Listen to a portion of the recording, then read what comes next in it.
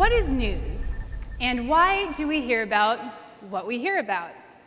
It's easy to think the news arrives on our doorstep, or laptop, or iPhone, set in stone. But that's really not the case.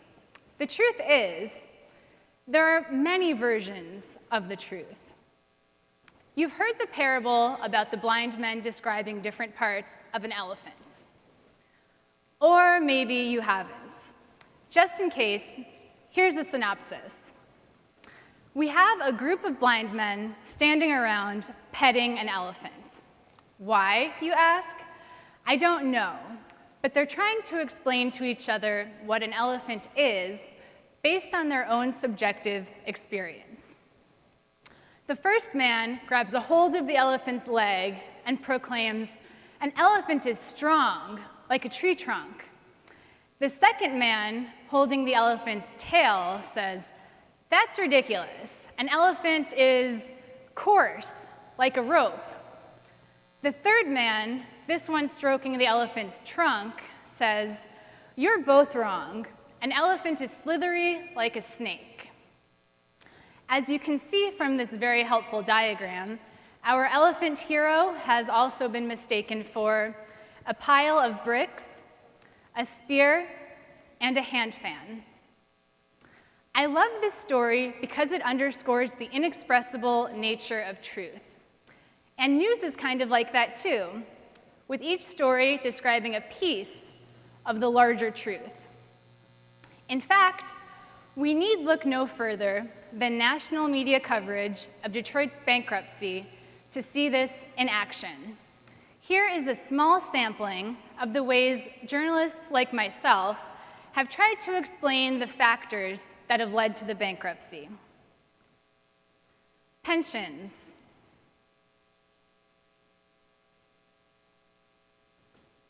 Corruption.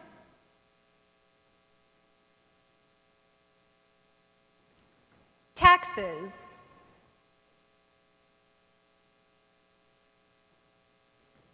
Migration. All of these conclusions are accurate, but as you know, no single explanation captures the whole truth. We see this not only when deciding what to include in a story, but also when deciding what stories to include. Let me give you an example. The year is 2008, and I've just graduated from journalism school the day before. I'm working for the New York Post, and my editor sends me to the George Washington Bridge, where a man has fallen from a pylon. Now, I should say, I use the term work loosely. I started working for the Post earlier in the semester on my days off from class, which meant that I spent those days staking out Elliot Spitzer's apartment or waiting for his mistress to arrive by bus at the Port Authority. I never saw either one of them. So this should give you an understanding of why I am so excited to be on the bridge the day after graduation. It's my first real news story for the paper, and I am determined. Nothing can dampen my enthusiasm for getting the story, not even the torrential downpour that has soaked my clothes or the gale force winds that eviscerated my umbrella. At this point, we know only two things about the incident. One, the man has been pulled from the water, injured but alive. And two, he may have been a construction worker. So I start to make my way across the bridge from the New York to the New Jersey side where the man has fallen when I find a police officer. I ask him what's going on, and he tells me the man is not a construction worker, but a jumper. This is my opportunity. That's what I'm thinking. It's tragic and sad, but has somewhat of a happy ending because he's alive, and I feel it will make for a more compelling story than a construction accident. I quickly call my editor to tell him I'm heading toward the accident scene and hang up without even thinking to tell him the man is not a construction worker. So I'm walking along, the sun sets because the New Jersey Tower is that far away. I am soaked to the core, if that's an expression you can use to describe what it was. My notebook has dissolved in the rain, so I don't even know how I'll take notes once I get there. But just as I reach the tower, my editor calls. "Hey," he says, "it was only a jumper, you can split."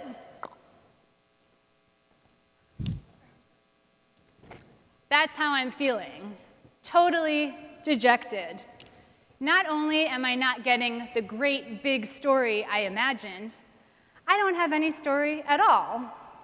So I have no choice but to walk back toward New York.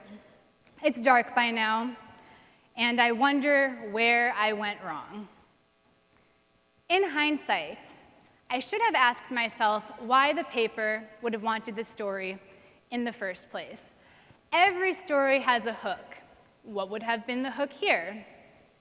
It didn't occur to me until afterward that a suicide attempt would have been newsworthy only if it followed a large-scale police chase, or if the man was fleeing the house he had just burned down, for example. Though I assumed a story about a construction worker would not stir much interest. That's the one my editor wanted, because it would have been the latest incident in a series of construction accidents across the city. To sum it up in headlines, since that is my line of business, here's the one I was imagining while trudging along in the downpour. Here's the one my editor wanted. This is a lesson that stayed near and dear to me over the years. News depends on context, and context frames the way we see the world. It's this version of the truth that winds up as news. I hope today I have shared with you some ideas that will help you become more analytical media consumers. News is framed through a variety of decisions. We must decide what to include and what to exclude, and we must decide which events become stories. I would like to leave you with this parting thought. It's impossible for one person to tell the complete story of any given subject. If two people write about the same story, a bigger picture emerges. Add even more writers to your media diet, and the experience becomes infinitely richer. So please, read and read often. Thank you.